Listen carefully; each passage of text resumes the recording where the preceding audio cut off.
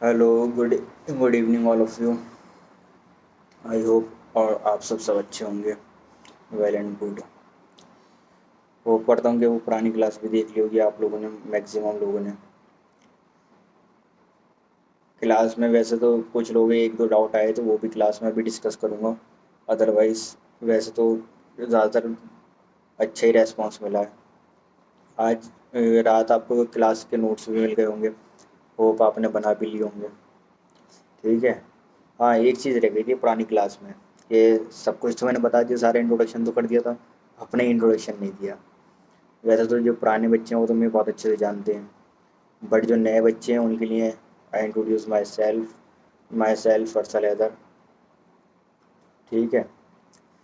और अरसल हैदर बोलूँ या अब ये बोलूँ डॉक्टर अरसल हैदर, कह सकते हैं। अभी बने नहीं फिर भी, बट इंट्रोड्यूस कर सकते हैं। ठीक है। I am your biology teacher, biology expert और प्रिपेयरिंग फॉर नीट। ठीक है। और आपकी क्लासेस इंट्रोडक्शन क्लास हो चुकी है। जिन बच्चों ने नहीं देखी है वो वो बच्चे जल्दी देख लें। अब हम मेन क्लास पर आ रहे हैं अपनी, जो हमें पढ़ना है। ठीक है।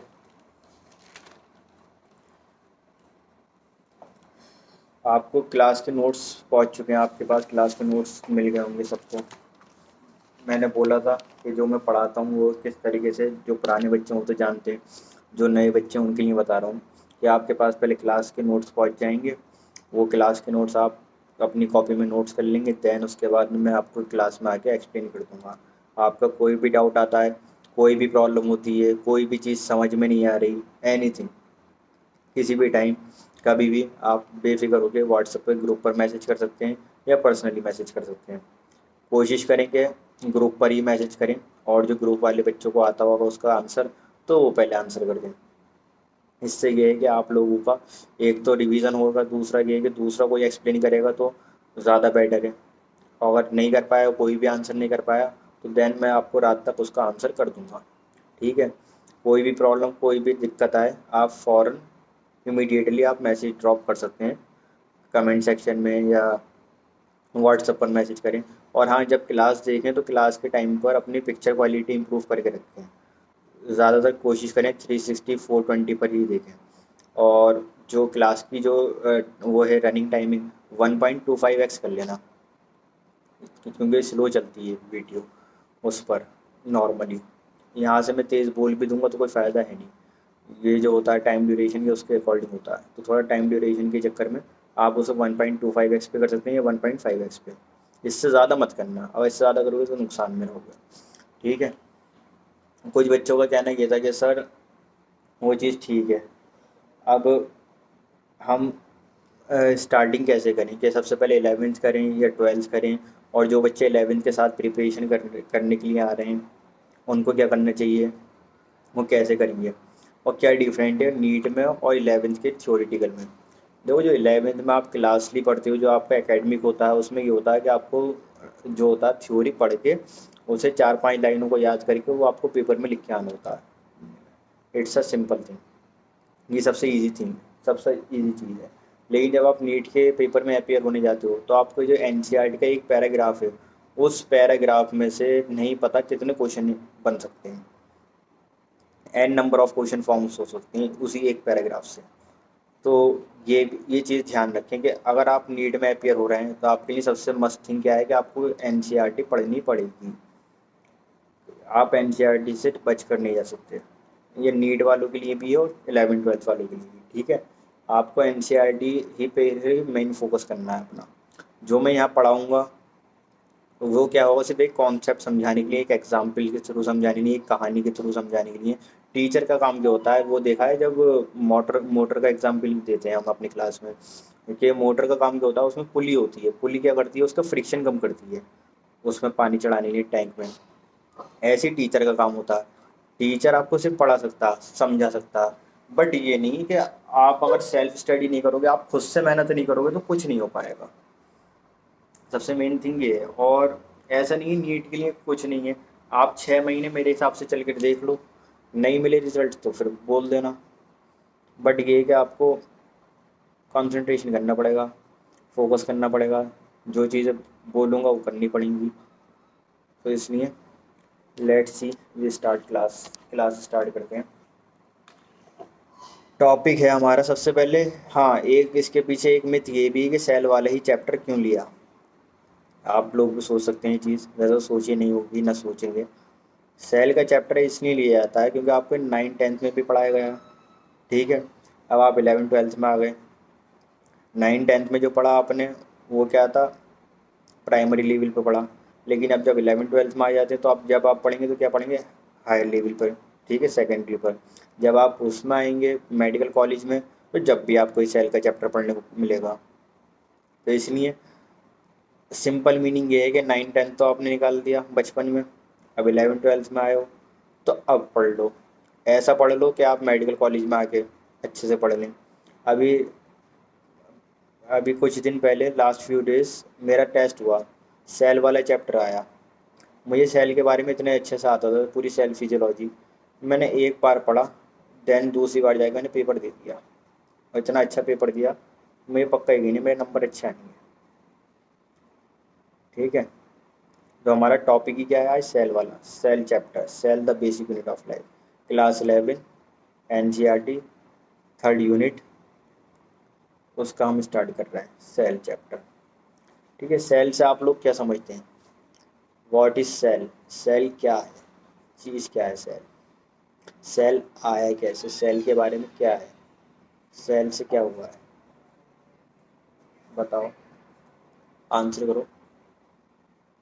पहले तो खुद से आंसर करने की कोशिश करना, और हाँ मैं ट्राई करूँगा कि जल्दी ही हम लाइव क्लास स्टार्ट करें अपनी, कि आप लोगों से इंटरेक्शन रहेगा और एक टाइमिंग बन जाएगी, आपकी शेड्यूल टाइमिंग बन जाएगा और प्लानर वगैरह आप पे पहुँच जाएगा जल्दी होपफुली। और थोड़ा सा मुझे भी एडजस्ट होने में टाइम लग रहा है, अभी ऑनलाइन पे शिफ्ट हुआ हूँ, बट ये है कि मैं ट्राई करूँगा कि आपको जल्दी से जल्दी आपकी लाइव क्लास स्टार्ट करूँगा।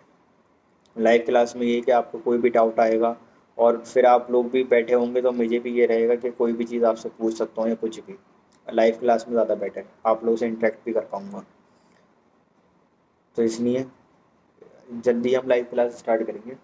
और कोई भी सजेशन हो इसके अलावा भी, अगर आप कुछ और इम्प्रूव चाहते हैं, कुछ और चीज़ जो लगती है, तो आप बेफिक्र होके आप उसे मैसेज करें, बताएं, मैं अपनी साइड से 100% कोशिश करूँगा, ठीक है। स्टार्ट कर रहे हैं सेल चैप्टर, सेल के नाम से क्लियर है, बहुत से बच्चों को तो पता होता है कि सेल के बारे में पढ़ के आए 9th 10th में, 9th क्लास में 10th क्लास में नॉर्मली सबने पढ़ा होता है, ठीक है। सबसे पहले हम इंट्रोडक्शन करते हैं किसी भी चैप्टर का, कि हम चैप्टर में हमें पढ़ना क्या है। सबसे मेन चीज़ तो ये है कि हमें ये देखना है कि हमें उस चैप्टर में पढ़ना क्या क्या चीज़ है, कितने टॉपिक्स हैं जो हमें पढ़ने हैं। और एक क्वेश्चन ये जो आप लोग पूछते हो कि सर सिलेबस क्या क्या है, सिलेबस क्या है, सिलेबस क्या है। बेटा सिलेबस सब कुछ वही है, पढ़ना सब कुछ है, ये कुछ भी नहीं है जो आप 11th 12th में पढ़ रहे हो। आप मेडिकल कॉलेज आकर देखो, बहुत सिलेबस है, पढ़ना पड़ता है। अगर आप डॉक्टर बन रहे हो तो आपको नॉलेज लेवल होना पड़ेगा, इसलिए ही कि एक चीज़ से आप एक जगह नहीं रुक सकते। तो ये एक छोटा मोटा टॉपिक अगर कोई डिड्यूस भी होगा तो उसके लिए इतना हाइपर होने की ज़रूरत नहीं है, उसे पढ़ लो। पढ़ना, सिर्फ डॉक्टर बनना इम्पॉर्टेंट नहीं है, नॉलेज होना इम्पॉर्टेंट है। अगर पढ़ रहे हो तो इस मकसद से पढ़ो कि मैं नॉलेज ले रहा हूँ, नॉलेज गेन कर रहा हूँ, ना कि किसी एक मजदूर की तरह कि एक बैठ गए पढ़ रहे हैं नॉर्मली। इस साइड से इस उससे ना पढ़ें आप लोग, ठीक है। कोशिश करें कि अच्छे से नॉलेज के लिए पढ़ें, ना कि एक गधे मजदूर बन के पढ़ें, फिर पढ़ने बैठ गए पढ़ रहे हैं, ठीक है।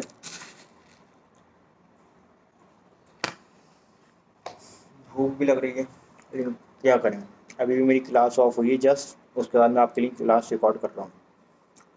हमारा इंट्रोडक्शन है चैप्टर का, व्हाट इज़ सेल, सेल क्या है। हम 9th 10th क्लास में क्या पढ़ के आते हैं कि सर, जब मैं पूछता हूँ तो बच्चे ही वो बताते हैं बेसिक यूनिट ऑफ लाइफ, सही बात है, ये हमारे नोट्स में भी लिखा हुआ है, structure and functional unit of life, ठीक है। कि हमारी जो बॉडी को स्ट्रक्चर दिया है या उसका जो हमारा बॉडी के फंक्शंस के लिए जो हमारे एक फंक्शनल वो है बैरियर, उसे क्या बोलते हैं, फंक्शनल यूनिट ऑफ लाइफ। ठीक है, सेल से हमारी बॉडी बनी है, ये हमें पता है।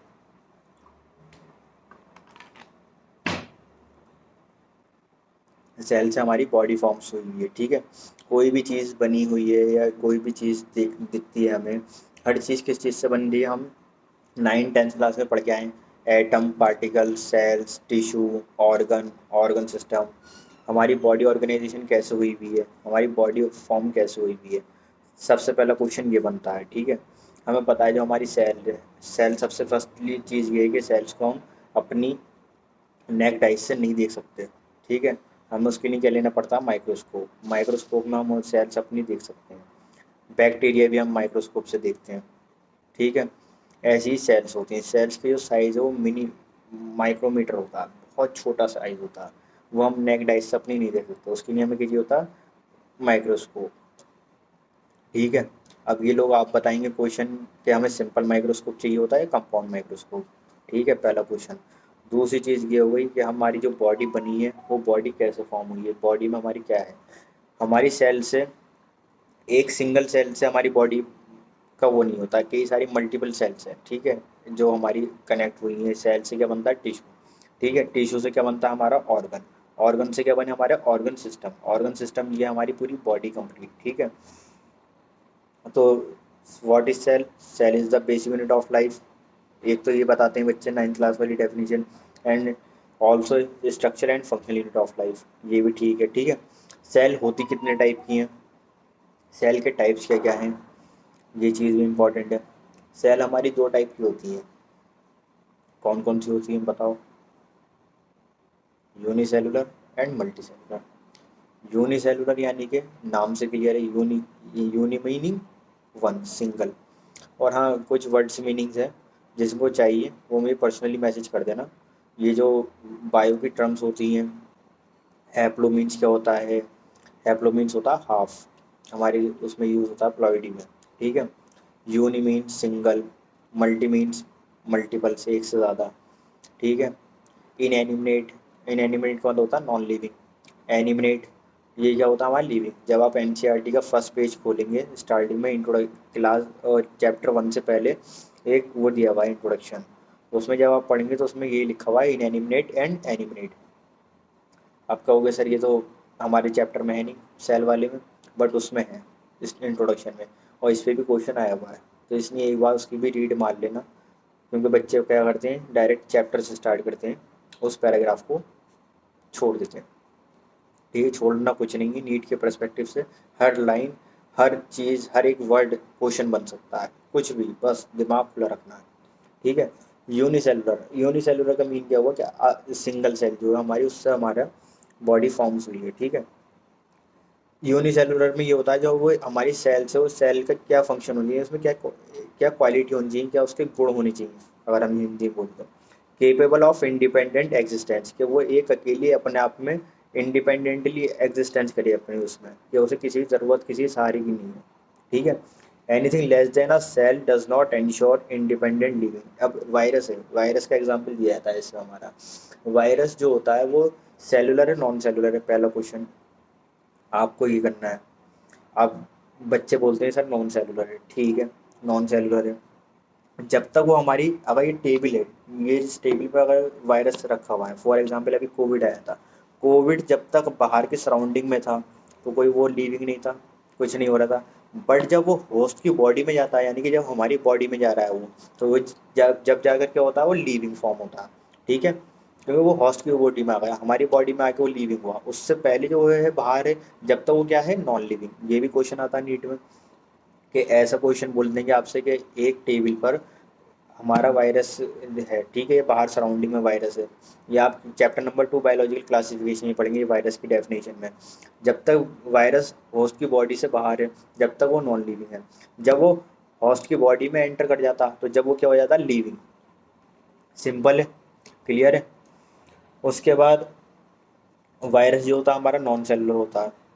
ठीक है, इनएनिमेट थिंग, एक कॉर्नर में लिखा हुआ है आपके नोट्स में, इनएनिमेट थिंग, मैंने बताया अभी कि वो नॉन लिविंग होती हैं। तो वायरस क्या है हमारा, लिविंग है, नॉन लिविंग है। अगर ये बोलते हैं हम क्वेश्चन बनाते हैं कि वायरस वायरस क्या है, एनिमिनेट, इनएनिमिनेट, लिविंग, नॉन लिविंग। ठीक है, इस तरीके के क्वेश्चन आ सकते हैं। तो जब आप पैराग्राफ पढ़ेंगे तो उसमें वर्ड की यूज़ करा है इनएनिमिनेट। इनएनिमिनेट का मतलब क्या होता है, नॉन लिविंग। ठीक है, यानी कि नॉन सेलुलर।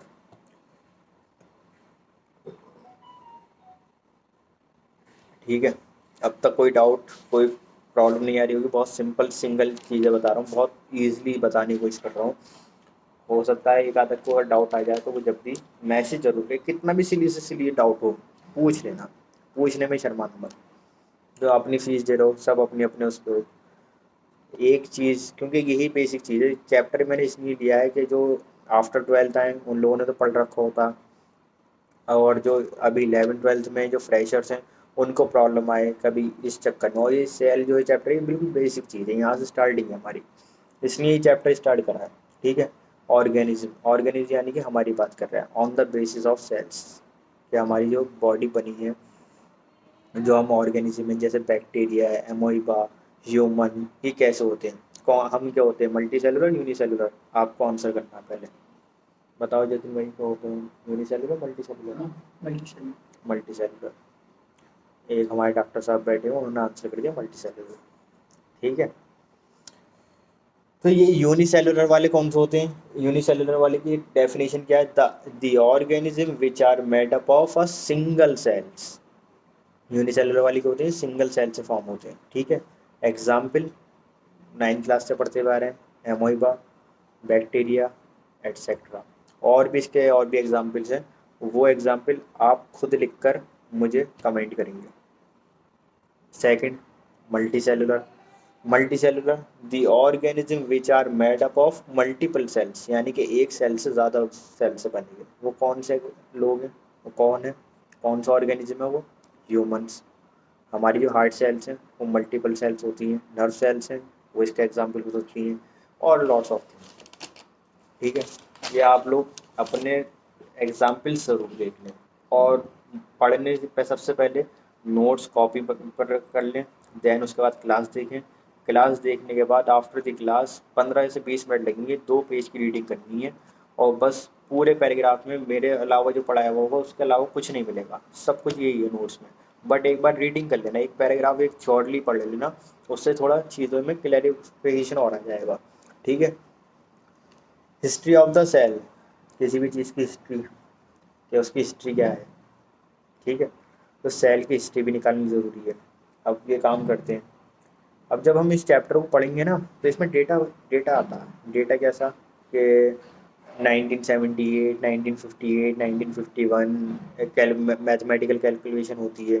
ठीक है, फिर साइंटिस्ट के भी नेम है, बच्चे यहाँ कन्फ्यूज होते हैं, उसका एक सिंपल सा रास्ता बताऊंगा, याद हो जाएंगे। ठीक है, अब स्टार्ट करते हैं। आपके रिलेटिव्स में होते हैं मामा के बेटे, बुआ के बेटे, इस टाइप के लोग होते हैं। ठीक है, तो उनमें कोई ना कोई तो क्वालिटी होती है, किसी न किसी में मैच कर रहा होता है, किसी में ज़्यादा कीड़ा होता है, किसी में ज़्यादा चंचलाहट होती है। तो उसके बेसिस पे अब जैसे रॉबर्ट हुक है, ठीक है, रॉबर्ट हुक ने क्या करा था, discover a dead cells. Robert Hooke ने क्या देखा था, डिस्कवर्ड अ डेड सेल्स, यानी कि मरी हुई सेल्स देखी थी। वो कैसे, he take a cork cell, cork cell यानी समझते हो प्लांट की इन्होंने सेल देखी थी, कॉर्क सेल जिसको बोलते हैं। ठीक है, बॉटल का किसी ने कैप देखा है, उस पे ना बेंजीन लाइक स्ट्रक्चर बना हुआ होता है, अगर तुम उसे डीपली उसका पार्ट कट करके देखोगे ना तो बेंजीन लाइक स्ट्रक्चर बना होता है। तो इस टाइप की कॉर्क सेल होती हैं, मैं उसमें भी डाल दूंगा आपके ग्रुप में इसका एक पिक्चर।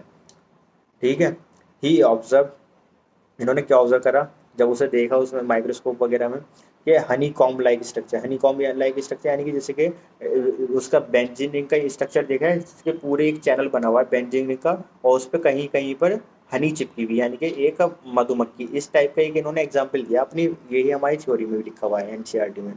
ठीक है, यही क्वेश्चन हमारा नीट में भी आता है, एक कंपार्टमेंट्स होते हैं बेंजीन लाइक स्ट्रक्चर। ठीक है, इन्होंने फिर इसको क्या बोला, ये क्या कहलाता है, हमारी ये जो सेल्स इन्हें दिखे इन्हें क्या बोलते हैं हम, सेलुलाई। क्या बोलते हैं इनको हम, सेलुलाई, या दूसरे वर्ड में बोले सेल वॉल जो होती है इसकी डेड होती है। ठीक है, ही ऑब्जर्व ऑल्सो सेल वॉल, और हाँ इन्होंने ये जो ऑब्जर्व करा कि डेड सेल है, लेकिन उन्होंने ये भी ऑब्जर्व करा कि सेल वॉल भी डेड है। ठीक है, ही ऑब्जर्व ऑल्सो सेल वॉल। ठीक है, अभी रॉबर्ट हुक है, रॉबर्ट हुक को ऐसे कर लो कि ये हमारे मामा का बेटा है, ठीक है, याद करने के लिए। कोई ना कोई तो होगा ऐसा रिलेटिव्स में कि उसके नाम से, किसी का नाम आर से स्टार्ट होता हो तो उसका नाम से ही उसे याद कर लो, या उनके नाम रख दो, अपने फ्रेंड्स के नाम रख दो, या इस तरीके से। और ये अगर कोशिश करो कि एक कॉपी पर जो साइंटिस्ट के नेम है और जो उनकी डिस्कवरीज हैं वो अभी से लिखना स्टार्ट कर दो। अभी 3-4 साइंटिस्ट आएंगे, एक दिन में 5 मिनट लगेंगे लिखने में, रोज़ के काम करते रहोगे, आफ्टर जब तक आपका कोर्स कंप्लीट होगा तो आपके 5 पेजेस पे सारे साइंटिस्ट के नेम, सारे डेटा, सारे वो मिल जाएगा, ठीक है। थोड़ा ये स्मार्टली वर्क जो लोग करेंगे उनके लिए ज़्यादा बेटर है। उनके लिए क्या होगा, ये लास्ट टाइम पे जब रिवीजन टाइम आता है तो उस टाइम में बहुत बेनिफिट होता है, और जब टेस्ट सीरीज होती है तो जब बहुत बेनिफिट मिलता है, ठीक है। और रिकॉलिंग में बहुत आसानी हो जाती है जब आप लिखते हो, किसी चीज़ को पढ़ते हो, बार बार बोलते हो, क्योंकि हमारी जो 5 सेंसेस होते हैं, जब हम पढ़ रहे होते हैं तो हमारी आइज़ देख रही होती हैं, हम देखा हुआ हमारे माइंड में फिट होता है, ठीक है। जब हम बोल कर लिखते हैं तो हमारे कानों में जा रहा होता है, हियरिंग, वो भी हमारे दिमाग में जाता है। जब हम किसी चीज़ को बोलते हैं तो वो हमारी ज़बान पर आ जाता है। कभी कभी ऐसा होता है कि हम कोई चीज़ भूल गए, लेकिन किसी ने एक वर्ड बोला, उसके बाद हमें पूरा वो याद आ जाता है, जो हमने वो ज़बान से बोला वो होता है। जब हम लिखते हैं तो लिखने से एक हमारे दिमाग में फीडबैक हो जाता है, एक फीड हो जाती है। तो ये चीज़ करके देखो, बहुत फ़ायदा मिलेगा। अभी स्टार्टिंग है बैच की, बैकलॉग क्रिएट आप ही लोग करोगे। अगर आप क्लास नहीं देखोगे, क्लास में नहीं आओगे, तो आप लोगों का ही बैकलॉग क्रिएट होगा, मेरा कुछ नहीं होगा। मैं तो रोज़ आऊँगा, रोज़ पढ़ा के चला जाऊँगा, ठीक है। सेकंड साइंटिस्ट कौन थे हमारे, एंटोन वैन ल्यूवेनहुक। क्या नाम है इनका, एंटोन वैन ल्यूवेनहुक, ठीक है। इसका भी किसी का नाम रख लो। इन्होंने क्या करा, ही ऑब्जर्व्ड अ सिंग लिविंग सेल। इन्होंने क्या देखा, लिविंग सेल। उन्होंने क्या देखा था रॉबर्ट हुक ने, डेड सेल। लिविंग सेल किसने देखा, एंटोन वैन ल्यूवेनहुक। ये बहुत बड़ा कंट्रोवर्शियल क्वेश्चन है, इस पर बहुत क्वेश्चन आते हैं, बच्चा यही कंफ्यूज हो जाता। अभी आप लोगों को याद रहेगा, 2 चैप्टर के बाद ना फिर ये भूल जाओगे कि किसने डेड सेल देखी और किसने लिविंग सेल देखी, ठीक है। ही मेड, इन्होंने कैसे करा, he made up a self made microscope. हमारे वहाँ पे क्या होता है कि हम लोग क्या करते हैं कि भाई बैडमिंटन खेलेंगे, ये करेंगे, वो करेंगे, लेकिन ये लोग क्या करते थे, ये लोग ऐसे थे कि ये कुछ ना कुछ साइंटिस्ट थे भाई, साइंटिस्ट हैं। तो इन लोगों में खालीपन तो था नहीं, इनका दिमाग चलता रहता था। तो इन्होंने कुछ अपनी ही चीज़ें ले लेके स्लाइड्स वगैरह बनाई, माइक्रोस्कोप बना दिया, और अपने ही माइक्रोस्कोप बनाकर उन्होंने चीज़ें ऑब्जर्व करी। क्या ऑब्जर्व करी उन्होंने, कि देखा अपने माइक्रोस्कोप में, जब इन्होंने जो हमारा रेन का पानी होता है, जो बारिश पड़ रही है, इन्होंने उठा के उस स्लाइड पर रखा और चेक करा, तो उसमें देखा कि बैक्टीरिया चल रहा है, ठीक है। हमारी स्पम सेल्स देखी इन्होंने, स्पम लिया और उस पर रखा स्लाइड पे, चेक करा तो वहाँ पे स्पम सेल्स पाई गई, ठीक है। तो इन्होंने ये काम करा, किसने करा, ये क्या नाम है इनका, एंटोन वैन ल्यूवेनहुक। अभी तक बहुत सिंपल लैंग्वेज में बोल रहा हूँ, मॉडरेट है, हिंदी इंग्लिश दोनों ही इंग्लिश यूज़ कर रहा हूँ, क्योंकि कुछ बच्चे सीबीएसई से हैं, कुछ बच्चे यूपी बोर्ड से हैं। और आपको सबसे मेन चीज़ ये है कि आपको कॉन्सेप्ट समझ में आना चाहिए, वो याद रहनी चाहिए, और थोड़ी सी एनसीईआरटी पढ़ लेना, बस इतना ही इनफ है, इससे ज़्यादा कुछ नहीं चाहिए, ठीक है। तीसरे साइंटिस्ट कौन सा आते हैं हमारे, रॉबर्ट ब्राउन। ये तो क्लास 9 से याद हो जाता, बच्चों को रट जाता जबान पे। इन्होंने क्या देखा था, इन्होंने क्या ऑब्जर्व करा था, न्यूक्लियस, ठीक है। न्यूक्लियस एनिमल में होता है, प्लांट में होता है, किस में होता है, दोनों में बताना, या दोनों में होता है, ठीक है। न्यूक्लियस प्लांट सेल्स में, एनिमल सेल्स में, या बोथ ऑफ देम, इसका आंसर करना, ठीक है। 3 क्वेश्चन हो गए आपके इसी क्लास में, और अभी और भी क्वेश्चन फॉर्म कर सकता हूँ, जब एमटीजी उठाऊंगा तो जब और क्वेश्चन दिखाऊंगा। एक चीज़ और है, जब आप बुक की स्टार्टिंग करेंगे यूनिट की, तो उसके लेफ्ट पेज पे एक वो है साइंटिस्ट, उनका नाम दिया हुआ है रामाचंद्रा, ठीक है। वैसे तो क्वेश्चन आया नहीं, लेकिन एक बार एम्स में आया था, तो उन्होंने क्या दिया था, give a typical triple helix collagen structure. ये कॉलेजिन का स्ट्रक्चर है, उसे क्या बोलते हैं, ट्रिपल हेलिक्स कॉलेजिन स्ट्रक्चर। भाई इतना याद रख लेना, क्योंकि एक्स्ट्रा पॉइंट है, वैसे तो एनसीईआरटी से हमें आउट ऑफ जाना नहीं है, बट ये भी एनसीईआरटी में छपा हुआ है, तो इसलिए हमने देख लिया। मैंने स्टार्टिंग से फर्स्ट पेज से लेके अपने यूनिट का फर्स्ट पेज भी और चैप्टर भी सब कवर कर दिया अपने उसमें नोट्स में। अगर आप पढ़ोगे तो आपको सब कुछ मिल जाएगा, कुछ ऐसा नहीं लगेगा कि आपने पढ़ा नहीं, ठीक है। हम बात करते हैं नेक्स्ट टॉपिक की। नेक्स्ट टॉपिक क्या है हमारा, सेल थ्योरी, ठीक है। सेल थ्योरी, सेल की थ्योरी बताओ। अब इसके सेल की थ्योरी में भी दो साइंटिस्ट आते हैं, एक आते हैं हमारे मैथियस, एक आते हैं हमारे मैथियस स्केल्टन एंड थियोडर श्वान। एक तो हमारे श्वान सर भी हैं हमारे पीएमएस में, तो हमें इसलिए याद अच्छे से हो गए। ठीक है, श्वान सर अगर देख रहे हो तो सब्सक्राइब और लाइक मार देना आप। ठीक है, तो मैचेस कैल्डन इनकी डेट क्या है, 1838। जब आप एनसीईआरटी पढ़ोगे तो वहाँ पे मिलेगा आपको 1838। ये जो डेटा है ये अभी तो याद रह जाता है, लेकिन जब पेपर आते हैं ना, जब क्वेश्चन सामने होता है, जब 4 ऑप्शन रखे हुए होते हैं, सही आंसर करते करते टिक गलत कर दोगे, इसलिए इसकी प्रैक्टिस कर लेना बहुत अच्छे से। Plant cells are made up of different type of cell and form a tissue. इन्होंने क्या ऑब्जर्व करा, ये जो प्लांट सेल होती है हमारी, उसमें ये जो प्लांट सेल बनी हुई है वो हमारी किससे बनी हुई है, प्लांट सेल से हमारा टिश्यू बना है। ठीक है, किसमें ये मैजेस कैल्डन ने किसके लिए बताया था, प्लांट के लिए। ठीक है, श्योडर श्वान ने क्या बताया था, किसके लिए बताया था, इन्होंने इन्होंने बताया था एनिमल सेल के लिए। ठीक है, मैजेस कैल्डन कहाँ के थे ये थे जर्मन बॉटनिस्ट। ठीक है, श्योडर श्वान क्या थे, हमारे ब्रिटिश ब्रिटिश जूलॉजिस्ट। श्योडर श्वान की क्या डेट है, 1839। इन्होंने ये जो वर्क करा ये कब करा, 1839 में। उससे एक साल पहले कौन आए थे, मैथ्यूज क्लेटन। पहले ये आए, ये कहाँ के थे, जर्मन बॉटनिस्ट थे। इन्होंने क्या बताया, जो हमारी प्लांट सेल है, किसने बताया, मैथ्यूज क्लेटन ने।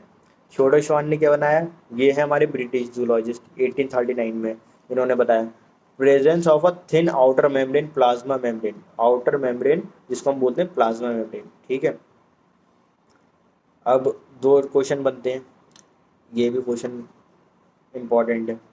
जो सेल वॉल होती है वो प्लांट सेल एनिमल सेल दोनों में होती है, या दोनों में नहीं होती, या बोथ ऑफ देम, ये किसी एक में होती है, एदर प्लांट सेल या एदर एनिमल सेल। ठीक है, दूसरा क्वेश्चन, जो प्लाज्मा मेम्ब्रेन होती है वो प्लांट सेल एनिमल सेल दोनों में होती है, दोनों में नहीं होती। समझ में नहीं आ रहा हो, स्लो करके बैक करके दोबारा देखना, और बाकी मैं एक बार टाइप करके उसमें ग्रुप में डाल दूंगा क्वेश्चंस, और जल्दी बोर्ड वगैरह का वो हो जाएगा अरेंजमेंट, तो फिर उसमें हम कर लेंगे। ठीक है, cell wall is a unique feature of plant cell. अब तो आंसर यही मिल गया एक क्वेश्चन का। जो सेल वॉल है वो प्लांट सेल का यूनिक फीचर है। सेल वॉल किस में पाई जाती है, प्लांट्स में, और प्लाज्मा मेम्ब्रेन किस में पाई जाती है, एनिमल सेल में। ठीक है, organism are made up of cell, जो हम बने हुए हैं वो किससे बने हुए हैं, हमारी सेल से बने हुए हैं। एक एक सेल से, सेल बहुत छोटी साइज की होती है, बहुत सारी सेल से मिलकर हमारा क्या बना, टिश्यू, टिश्यू से क्या बने हमारे ऑर्गन, ऑर्गन से क्या बना हमारा ऑर्गन सिस्टम। ठीक है, बट इन्होंने ये दोनों ने ये काम तो करा कि इन्होंने ये बता दिया, प्लांट सेल के बारे में बता दिया मैथ्यूज कैल्डन ने, और जोडेशवान ने किसके बारे में बता दिया, एनिमल सेल के बारे में। बट एक प्रोस्टुलेट आता, प्रोस्टुलेट यानी कि एक ड्रॉबैक, कि एक जो मतलब कि प्रॉपर एक कंप्लीट, जिसमें कोई मतलब शक नहीं हो, जिसका कंप्लीट एक वो हो आधार, वो ये बता नहीं पाए। उन्होंने क्या करा, they did not explain how new cell are form, ये नहीं बता पाए जो नई सेल है वो कैसे फॉर्म हो रही है, नई सेल कहाँ से आती है, नई सेल कहाँ से मिल रही है, ये नहीं बता पाए। आप लोग आंसर करो अगर पता हो तो, वैसे तो पता होगा 11th 12th वाले बच्चों को, मैंने कई बार क्लास में बताया भी है, और जो नए बच्चे हैं वो भी ट्राई करें।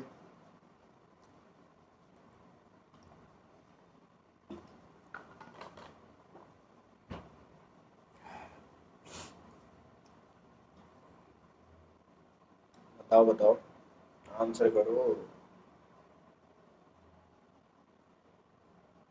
ये पता है बहुत से लोग तो स्किप करके आगे बढ़ेंगे, आगे चल के आंसर देखेंगे।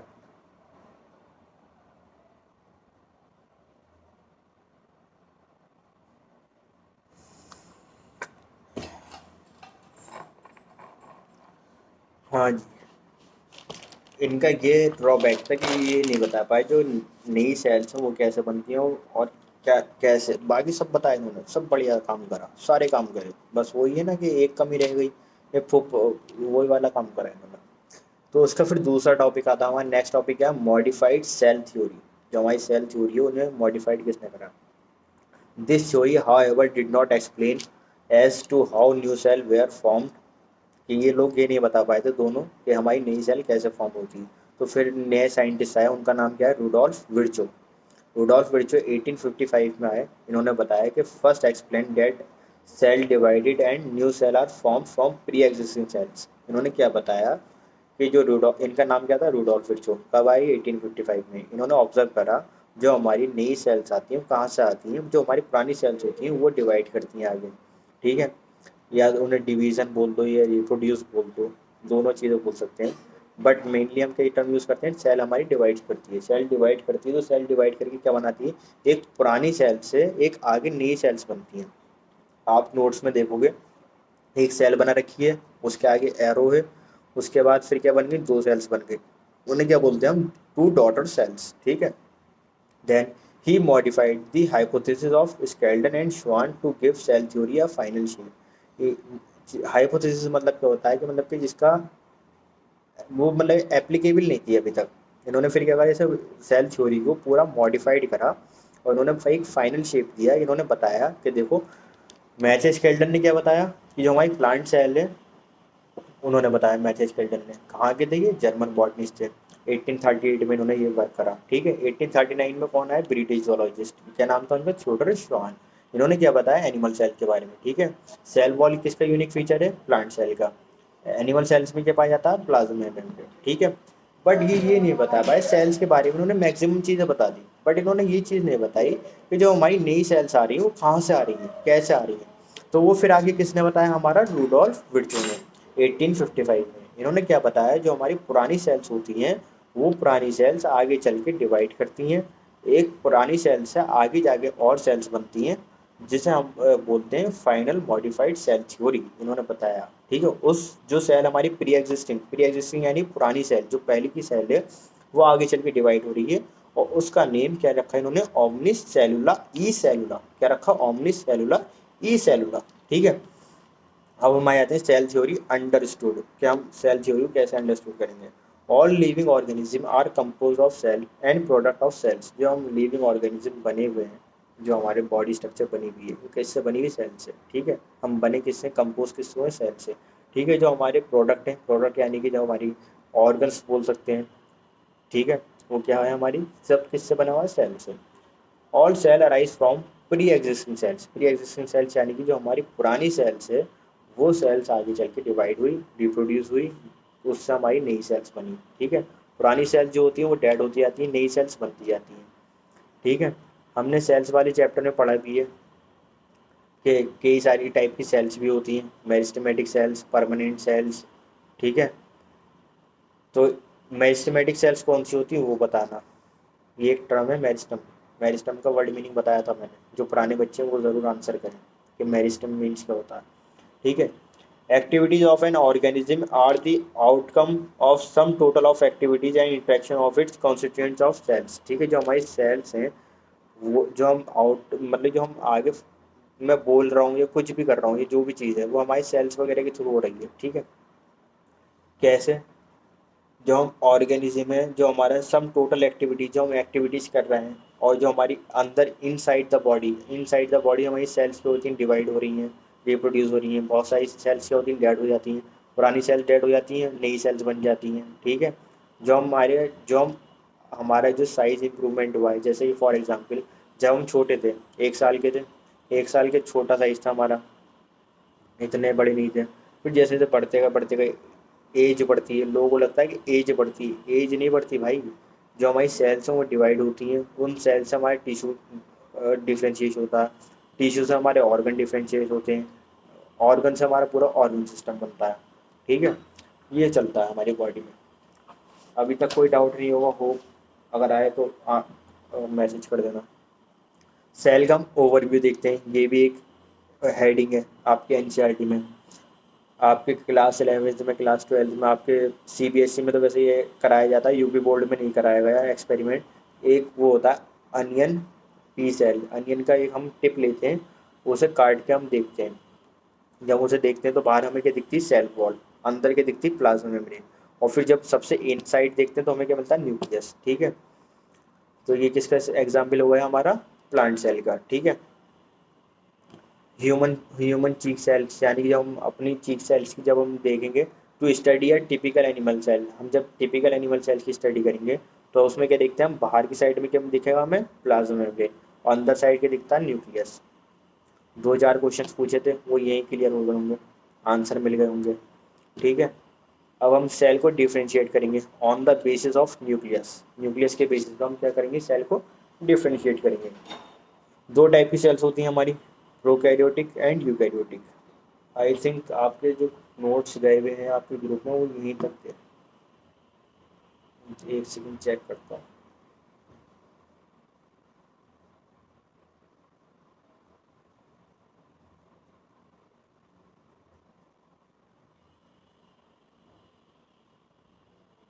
नहीं अभी तक। प्रोकैरियोटिक एंड यूकैरियोटिक, ठीक है।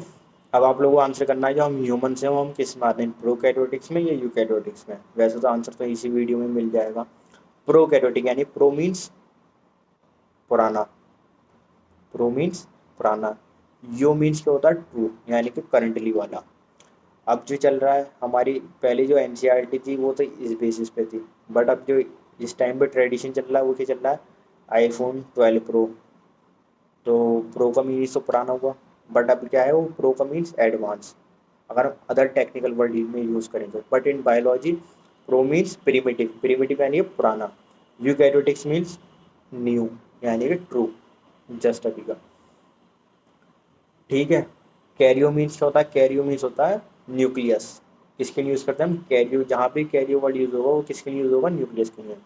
यूकैरियोटिक क्या होती है हमारे, ट्रू होती हैं, वेल डिफाइंड होती हैं, उसमें क्या होता है न्यूक्लियस प्रेजेंट होता है, ठीक है।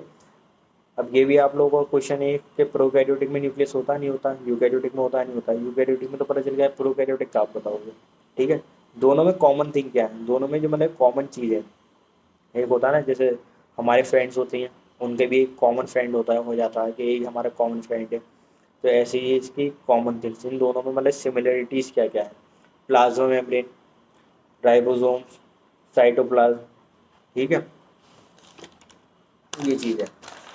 अब हम बात करते हैं सेल के साइज़ की। सेल का जो साइज़ होता है, सेल का साइज़ वेरी करता है, वेरी का मतलब क्या होता है, अलग अलग होता है। एक सेल होती है जो माइक्रोमीटर में होती है, एक सेल होती है पाइकोमीटर में भी है, ठीक है। एग्जाम्पल किसका दिया हुआ हमारी एनसीईआरटी में, माइकोप्लाज्मा।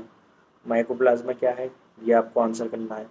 0.3 माइक्रोमीटर का होता है, ठीक है, स्मॉलेस्ट सेल है ये, स्मॉलेस्ट सेल, सबसे स्मॉलेस्ट सेल कौन था ये, 0.3 माइक्रोमीटर। लॉन्गेस्ट सेल कौन सी होती है हमारी, नर्व सेल्स। किसका एग्जाम्पल है ये हमारा, ह्यूमन का। किसमें आता है, unicellular multi cellular, multi cellular, ठीक है। लार्जेस्ट सेल कौन सी है, ऑस्ट्रिच सेल, ऑस्ट्रिच सेल सबसे लार्जेस्ट है, ठीक है। एवरेज साइज ऑफ बैक्टीरिया, जो हमारे बैक्टीरिया का एवरेज साइज होता है वो क्या होता है, 3 to 5 माइक्रोमीटर। बट अगर नीट में क्वेश्चन आया था तो फर्स्ट प्रायोरिटी अगर ऐसा आता 3 to 5, 4 to 5, 1 to 2, ऐसे वो आता ऑप्शन, ठीक है, तो फिर तो आप 3 to 5 करना। बट अगर वो आता है ऑप्शन ए आता 3, option B 5, option C 2, option D 1, तो टिक किस पे करोगे, ऑप्शन बी पे, यानी कि 5 माइक्रोमीटर। आरबीसी, आरबीसी का जो साइज है वो कितना बताया, 7 माइक्रोमीटर, ठीक है। आपके नोट्स यहाँ तक थे, आज की क्लास यहाँ तक थी। कोई भी डाउट आए, कोई भी प्रॉब्लम आ रही हो, कोई भी चीज़ समझ में नहीं आई हो, बता देना। एक बार मैं ओवरव्यू आपको करा देता हूँ। हमने क्या स्टार्ट करा है, एक इंट्रोडक्शन हमारी क्लास हो चुकी है, देन आज हमारी चैप्टर की फर्स्ट क्लास है इस बैच की, ठीक है। कुछ पुराने बच्चे हैं, कुछ नए बच्चे हैं जो जो ज्वाइन करे हुए हैं, ठीक है। कुछ फ्रेशर्स हैं जो 11वीं क्लास के बच्चे हैं, कुछ आफ्टर 12th आ रहा है जो ड्रॉपर है, जो नीट के लिए प्रिपेयर कर रहा है, ठीक है। सबके लिए ही इंपॉर्टेंट है सेल का चैप्टर, ठीक है। सेल क्या है, हमारी बेसिक थिंग्स। 11th 12th में सबसे बेसिक क्या है बायो का, सेल। सेल होता क्या है, सबसे पहले हमने ये बात करी व्हाट इज सेल, बता दिए basic structure, functional unit of life, ठीक है।